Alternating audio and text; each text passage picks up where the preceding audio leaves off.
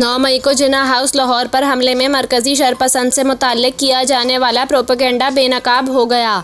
शरपसंद को एजेंसियों का एहलकार करार देकर हमले का सारा इल्ज़ाम सिक्योरिटी इदारों पर लगाया गया था।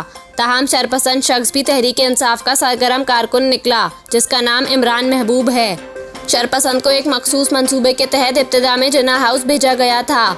शरपसंद शख्स निजी होटल का मुलाजिम और सियासी जमात के अहम कारकुनान में शामिल है। बाद अज़म PTI ने इमरान महबूब को अपने ऑफिशियल हैंडल से जारी वीडियो में एजेंसीज का बंदा करार दिया था। शरपसंद इमरान महबूब कानून नाफिज करने वाले इदारों की हिरासत में है।